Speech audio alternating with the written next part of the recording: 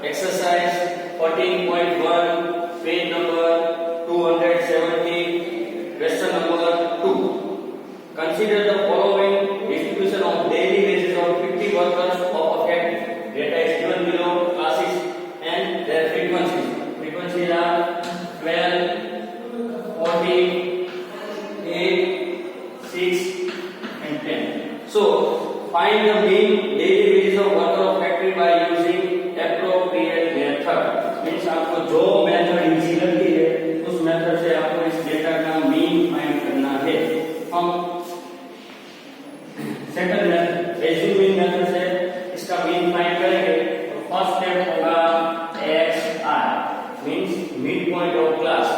तो इस क्लास का मिड पॉइंट होगा 510, देन 530, then 550, then 570, लास्ट में 500.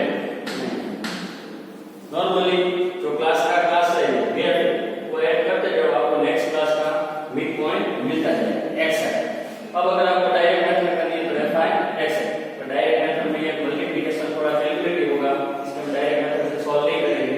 तो second method assume mean method, उसके लिए फाइंड करना पड़ेगा BI XI minus A.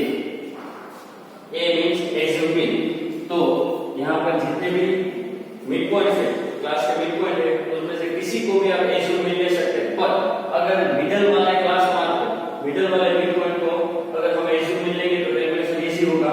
तो यहाँ पर टोटल 5 क्लास मान के उसमें से थर्ड मिडल में है, उसको हम एज्यूम में ले लेंगे.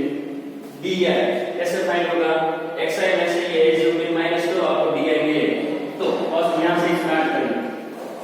तो 550 जो थर्ड क्लास मार्क है वो हमारा एज्यूम में है, उसको हमें सभी क्लास मार्क से माइनस करना है. तो ऊपर वाले क्लास मार्क डेफिनेटली इससे स्मॉलर होंगे तो वहां पर नेगेटिव आएगा, नीचे वाले क्लास मार्क डेफिनेटली इससे बिगर होंगे तो वहां पर आंसर पॉजिटिव आएगा. क्या करना है? 20 40 जो गैप है वो मेंटेन रहेगा, चाहे वो क्लास साइज का हो, क्लास मार्क का हो या DI का. अब ऊपर वाले दोनों नेगेटिव आएंगे, नीचे वाले दोनों पॉजिटिव आएंगे. अब अगर आपको एज्यूमिंग मेथड से करना है तो FI DI. अगर आपको लगता है कि ये भी मल्टीप्लिकेशन थोड़ा आपके लिए हार्ड होगा तो third method step deviation method, उससे भी आप सॉल्व कर सकते हैं. ये सम अभी हम एज्यूमिंग मेथड से सॉल्व करते हैं. तो उसके लिए हमें फाइंड करना पड़ेगा FI DI. So 12 4s are 48 minus 480, then 42s are 28 minus 280. FI DI 8 into 0 0, 6 2s are 12, 120 and 4. Negative का नेगेटिव के साथ, पॉजिटिव का पॉजिटिव के साथ, बाद में नेगेटिव और पॉजिटिव का सब्ट्रैक्शन होगा. तो नेगेटिव का आंसर बनेगा 560 और पॉजिटिव का आंसर बनेगा 520. नेगेटिव फिगर है तो इसका आंसर आएगा -560 और पॉजिटिव का आंसर होगा 520. तो -560 में से 520 माइनस होने तो बचेगा sigma summation sigma FI DI. तो हमारे में वो आएगा -40. 4 to 6 और 4 into 6 80.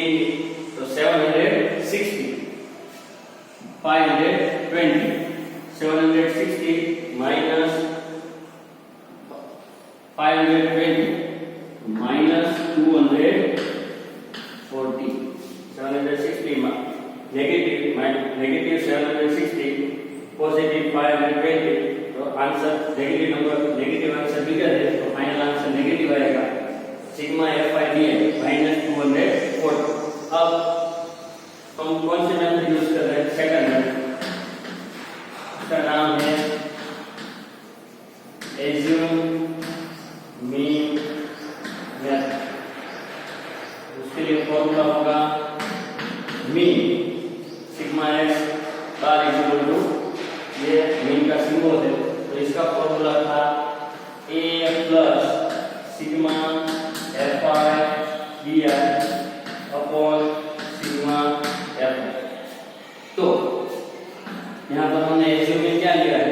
550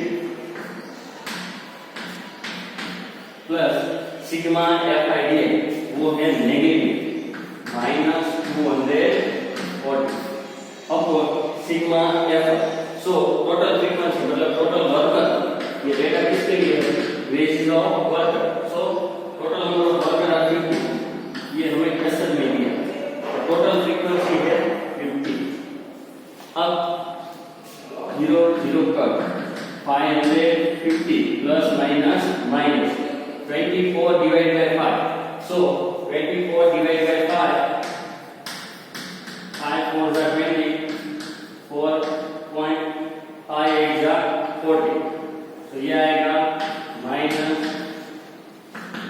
प्लस माइनस माइनस और 24 डिवाइड बाय 5 आंसर आएगा 4.8। अब सब्ट्रैक्शन करेंगे तो ये होगा 550 में से अगर 5 निकालेंगे तो 545 आएगा, और तो ये होगा 545.2। ये आएगा आपका। आप कोई भी वेक्टर से फाइंड करो, ये मीन आएगा। ये हो गया question number 2।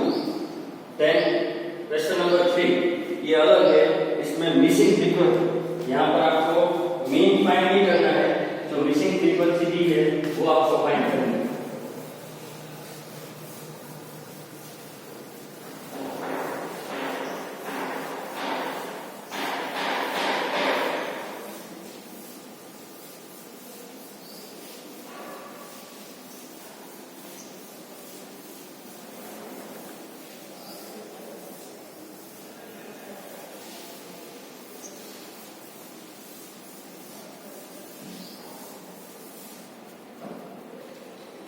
Question number 3.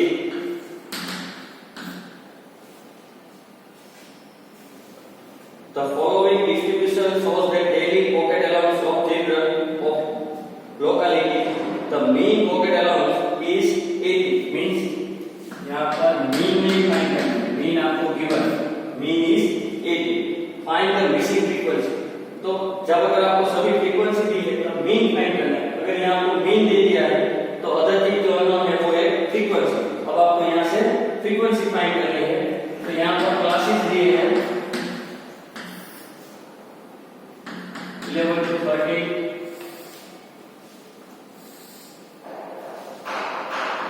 13 to 15, 15 to 17, 17 to 19, 19 to 21, 21 to 27, and last one is 23 to 25. Frequencies are 7, 6, 9, 13, F, 5 and 4. जब आपको सभी फ्रीक्वेंसी दी होती है तब मीन फाइंड करना होता है। अब अगर आपको यहाँ मीन दे दिया है तो आपको मिसिंग फ्रीक्वेंसी वो भी एक ही, क्योंकि हमें पता है कि हम एट अ टाइम एक इक्वेशन में से एक वैल्यू फाइंड करें। अगर आपको दो अननोन वैल्यू फाइंड करनी है तो दो इक्वेशन की जरूरत है, तो यहाँ पर एक ही इक्वेशन बनेगा। इसीलिए यहाँ एक ही जो फ्रीक्वेंसी है वो अननोन, एक से ज्यादा अगर फ्रीक्वेंसी अननोन है उसे फाइंड करना है तो दो इक्वेशन की जरूरत पड़ेगी, और वो इक्वेशन किस तरह से होंगे हम आगे देख सकते हैं। तो फर्स्ट ऑफ ऑल हम फाइंड करेंगे सिग्मा एफ, मतलब टोटल नंबर ऑफ ऑब्जर्वेशन जो अभी हमें नहीं दिए। इस सम में आपको टोटल नंबर ऑफ ऑब्जर्वेशन कितने वो नहीं दिए, तो ये होगा 7 + 6, 7 + 6 13, 13 + 9 22, 22 + 13 35, 35 + 5 40, 44, 44 plus f. So यहाँ टोटल फ्रीक्वेंसी है 44 plus x. Next is class मान, means midpoint of class. यहाँ होगा 12, 14, 16. जो यहाँ पर क्लास साइज है वही गैप आपको क्लास मार्क में मिलेंगे। यहाँ सब पे क्लास साइज 2 है, तो यहाँ नॉर्मली ऐसा होता है, नहीं होता है, तो आप अलग अलग क्लास देख के उसके मिड पॉइंट देख सकते हैं। 18, 20, 22, 24। देन हमें f(x) नहीं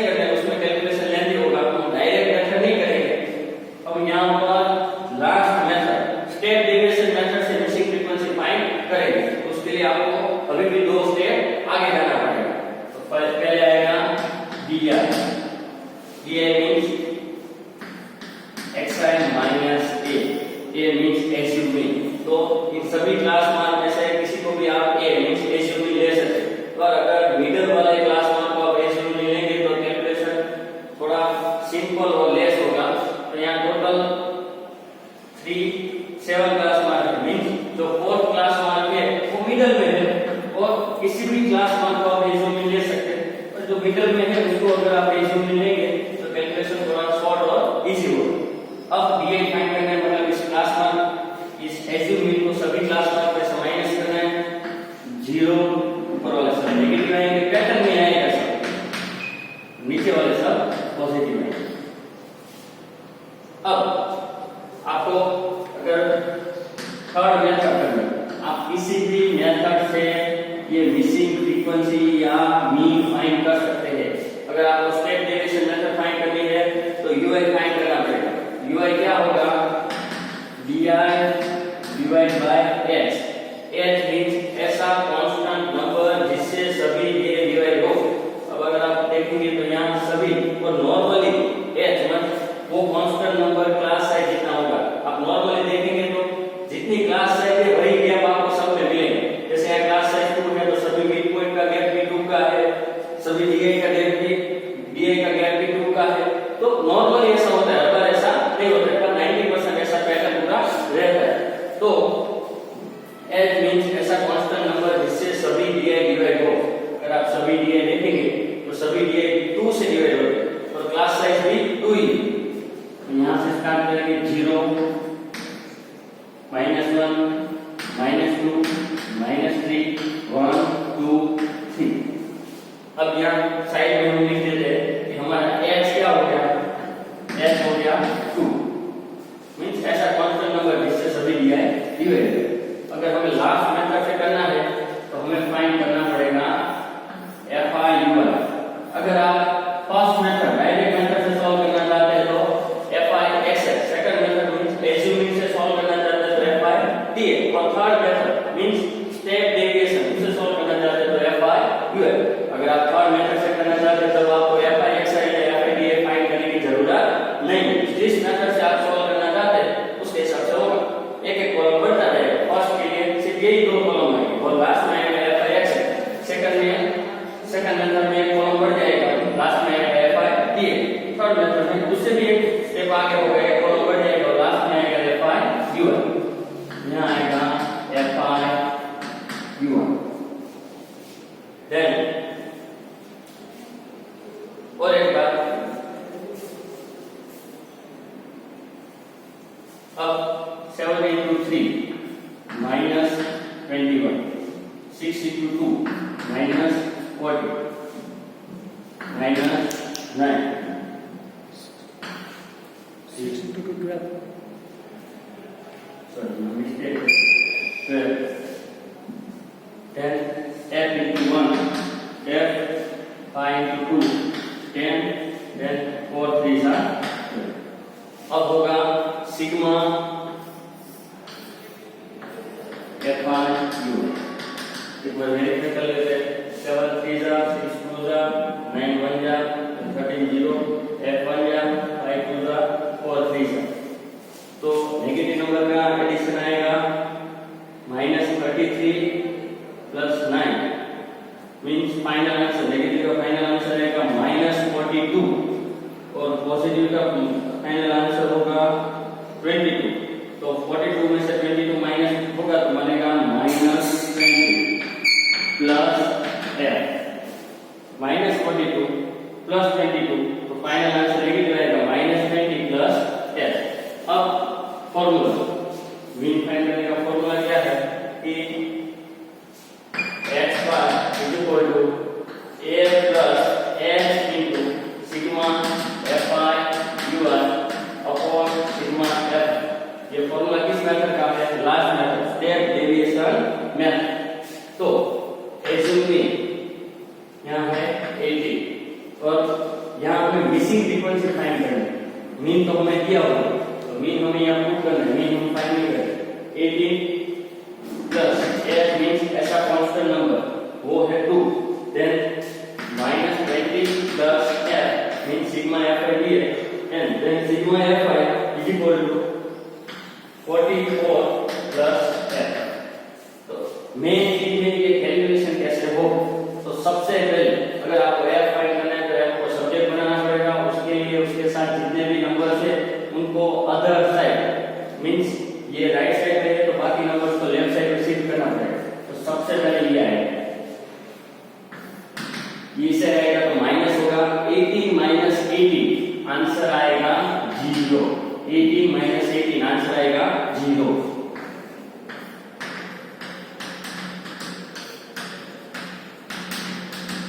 अब 2 का नंबर है, 2 यहाँ मल्टीप्लाई में है, डिवाइड में जाएगा, 0 को 2 से डिवाइड करेंगे तो आंसर आएगा 0।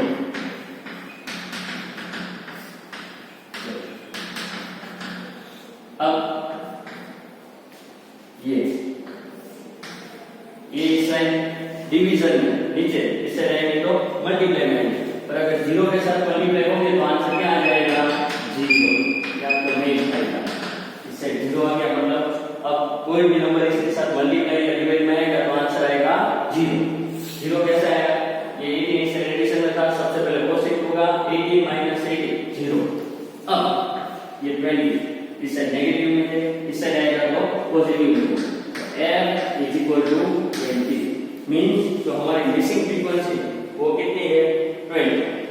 अब 20 पुट करके अगर आप इसका मीन फाइंड करेंगे कोई भी मेथड तो मीन आएगा 8।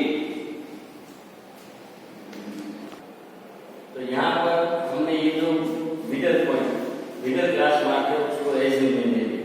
यहाँ हमें मीन फाइंड नहीं करना है, मिसिंग फ्रीक्वेंसी फाइंड करना है। यहाँ हमने इस मिडिल पॉइंट को एज्यूम में ले लिया तो भी कैलकुलेशन इजी हुआ, कोई प्रॉब्लम नहीं हुआ। पर मिसिंग फ्रीक्वेंसी वाले सभी सब में इस तरह से कैलकुलेशन इजी नहीं हो, नो डाउट यहाँ पर हो गया। क्यों? क्योंकि यहाँ पर ये जो हमने एज्यूम में लिया था और जो हमारा मीन था दोनों सेम थे, तो यहाँ आंसर 0 आ गया, इस वजह से कैलकुलेशन इजी हो गया। पर मिसिंग फ्रीक्वेंसी वाले बाकी सब में कैलकुलेशन इतना इजी नहीं हो, तो तब अगर आपको कैलकुलेशन इससे थोड़ा इजी, यहाँ तो सभी इजी, आपने ये 18 लिया वो भी इजी, पर सभी सम में ऐसा नहीं हो, तो तब मिसिंग फ्रीक्वेंसी वाले सम में अगर आपको थोड़ा इजी करना है तो बेस्ट वे क्या है कि जिस क्लास की फ्रीक्वेंसी मिसिंग है, यहाँ पर इस 19 to 21 इस क्लास की फ्रीक्वेंसी मिसिंग है, अगर आप उसी क्लास के मिडपॉइंट, ऐसा रूल नहीं है कि मिडिल वाले क्लास मार्क को ही आप एज्यूम में ले सकते। हमने क्या बताया था कि किसी भी क्लास मार्क को आप एज्यूम में ले सकते, पर हम मिडिल वाले क्लास मार्क को एज्यूम में क्या क्यों लेते थे कि कैलकुलेशन थोड़ा इजी हो। यहाँ जो नंबर थे वो थोड़ा स्मॉलर है, इस वजह से हम मिडिल वाले क्लास मार्क को ये एज्यूम में लेते थे। पर मिसिंग फ्रीक्वेंसी में अगर आप जिस क्लास की फ्रीक्वेंसी मिसिंग है उसके क्लास मार्क को एज्यूम में लेंगे तो अदर तरीके बाकी तरीके से या दूसरे तरीके से आपको ये मेथड थोड़ा इजी रहेगा। बाकी तो जो नॉर्मल सम है जिसमें मीन फाइंड करना है उसमें आप किसी भी क्लास मार्क को मिड पॉइंट ले लो तो भी, किसी भी क्लास मार्क को आप एज्यूम में ले लो तो भी मीन आएगा। पर हम मिडिल वाले क्लास मार्क को एज्यूम में लेते हैं जिससे कैलकुलेशन इजी होता है। पर यहाँ पर जहाँ पर मिसिंग फ्रीक्वेंसी, वहाँ पर अगर आप जिस क्लास की फ्रीक्वेंसी मिसिंग है उसी क्लास के मिड पॉइंट को अगर आप एज्यूम में लेंगे तो कैलकुलेशन इजी होगा। जैसे यहाँ इसको एज्यूम में ले, और अब हम जो करेंगे वो सम हमने यही सम हमने अभी थर्ड मेथड से सॉल्व किया। अब जो है हम सेकंड मेथड से सॉल्व करेंगे, इसी में आंसर अलग आने वाला नहीं, उसके लिए डी फाइंड करना पड़ेगा। एक्सएमएस फायदा क्या होगा, देखो जिस क्लास की फ्रीक्वेंसी मिसिंग है उसका DI 0 आ जाएगा, आगे कैलकुलेशन में भी 0 आएगा, आपको कैलकुलेशन थोड़ा इजी होगा। ऊपर सब नेगेटिव आएंगे, पैटर्न में चलेंगे, नीचे सब पॉजिटिव आएंगे। तो फायदा क्या होगा कि मिसिंग क्लास वाले, मिसिंग क्लास है जिस क्लास का फ्रीक्वेंसी मिसिंग है उसी क्लास के मिड पॉइंट लेंगे आप तो आंसर 0 आएगा, तो कैलकुलेशन में भी 0 आएगा। अब हम सेकंड मेथड से करेंगे, उसके लिए FR DA 7 8 56 माइनस 56 कोई भी मेथड से कर सकते हैं। अभी हमने थर्ड मेथड से भी किया, किसी भी मेथड में आंसर अलग आने वाला नहीं। 9 4 36 then 30 2s are 26, then 0 I 2s are 10, then 4 4s are 60. अब अगर आप कैलकुलेशन करेंगे पॉजिटिव और नेगेटिव का, तो यहाँ पर फायदा क्या होगा कि पहले जहाँ मैं जो मेथड की थी एफ आ रहा, अगर आपने मिसिंग फ्रीक्वेंसी के क्लास मार्क पर एक मीन एज्यूमिंग ले लिया है तो डी 0 आएगा और 0 के साथ उसका मल्टीप्लिकेशन भी 0 आएगा। यहाँ वापस आंसर में एफ मतलब मिसिंग फ्रीक्वेंसी नहीं आएगी, ये आपको फायदा होगा। तो आप बोलेंगे कि आंसर में नहीं आएगी तो कहीं भी नहीं आएगी, हम फाइंड कैसे करें? लास्ट में जब मीन का फॉर्मूला आएगा तो वहां पर एफ आ जाएगा। तो नेगेटिव का नेगेटिव के साथ, पॉजिटिव का पॉजिटिव के साथ, बाद दोनों का सब्ट्रैक्शन। अगर नेगेटिव नंबर बढ़ा है तो final answer negative, positive number बढ़ा है तो फाइनल आंसर पॉजिटिव।